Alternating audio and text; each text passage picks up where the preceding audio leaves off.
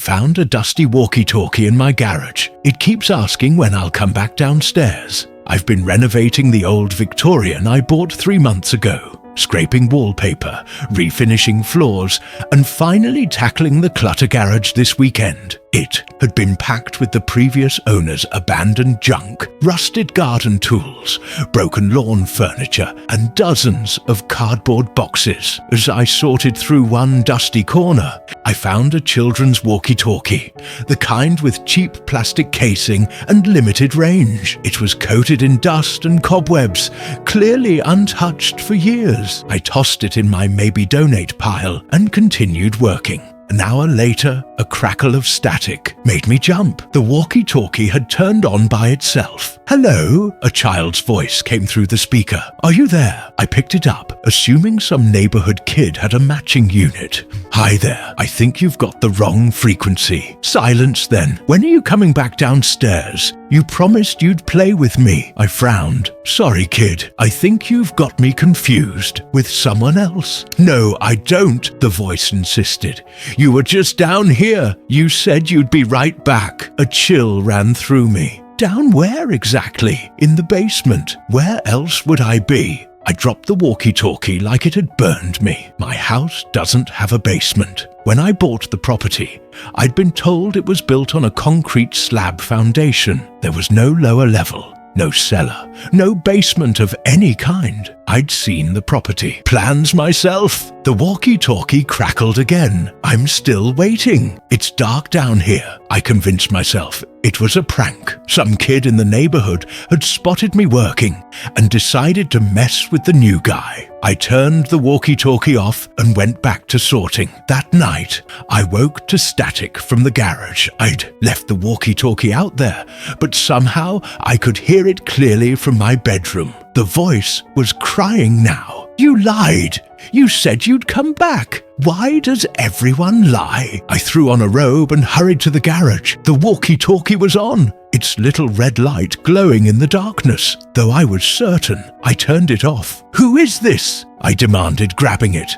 "This isn't funny. I'm cold," the voice whispered, and I can hear them scratching at the door again. I shut it off, remove the batteries, and shove it into a drawer. Problem solved. Except it wasn't. The next day, while showering, I heard the voice again. Not through the walkie-talkie, but somehow through the pipes. "The water is rising again. Please hurry." I jumped out and dried off quickly, heart pounding. That night, I called my realtor. "Judith, the house on Orchard Street doesn't have a basement, right?" I asked without preamble. "That's right," she confirmed.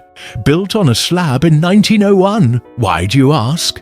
"No reason," I lied. "Just double-checking something for the renovation." I tried to forget about it, but the voice found new ways to reach me. Through the heating vents, the electrical outlets, once even through my phone speaker while it was turned off. Always the same questions. When was I coming back? Why had I left? Didn't I know it was dangerous down there? After a week of this, I broke at 2 a.m. I took a flashlight and examined every inch of the house, looking for anything that might suggest a hidden space. In the back of the coat closet, I noticed the floorboards, at a slightly different tone than the rest of the hardwood. I knocked on them, hollow. I pried up a board with a crowbar and shined my light into the gap. There was a narrow space below, not a full basement, but some kind of crawl space I hadn't known existed, and there was the edge of what looked like a small wooden door. I called my contractor Phil, first thing in the morning. "Did older Victorians sometimes have partial cellars?" I asked, "like a root cellar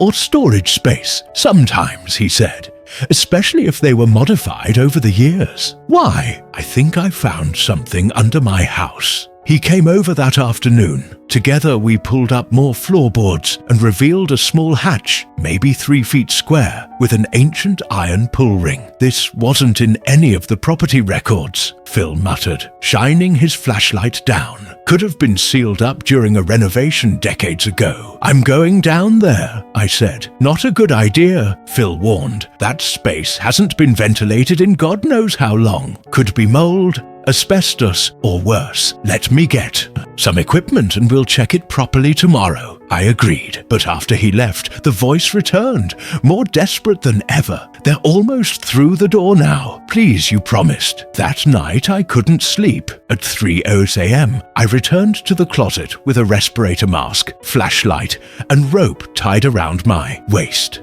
I pulled open the hatch. A musty smell wafted up, and my flashlight beam revealed a narrow set of wooden stairs descending into darkness. I lowered myself down, each step creaking beneath my weight. The air was thick and stale. At the bottom, I discovered a small room, maybe 10 by 12 feet, with stone walls and dirt floor. It wasn't a full basement, more like a root cellar. Just as Philip had suggested, my light caught something in the corner, a small wooden toy chest. As I approached it, my flashlight flickered and died. In the sudden darkness, I heard a sound that made my blood freeze, scratching coming from inside the chest. I fumbled with the flashlight, slapping it against my palm until it flickered back to life. The scratching stopped. With trembling hands, I lifted the lid of the toy chest. Inside was a single item, an old walkie-talkie, identical to the one I'd found in the garage, covered in decades of dust. As I stared at it,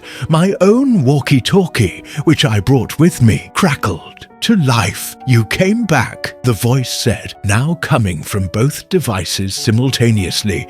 "You finally came back." "Who are you?" I whispered.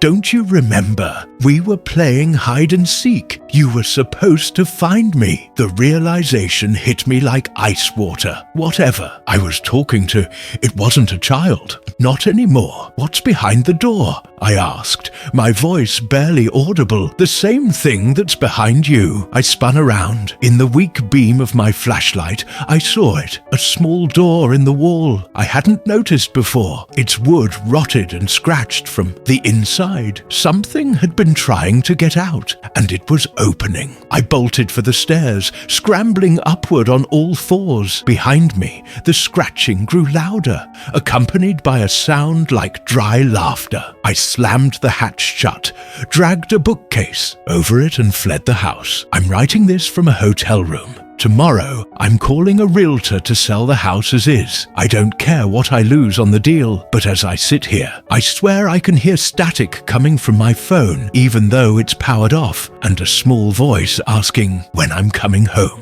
If you're still watching, you're brave. But nightmares have a way of following you. So before the darkness creeps in again, make sure to hit that like button. Share this tale with someone who dares to listen, and subscribe for more nightmares every week. Until next time, sleep tight if you can.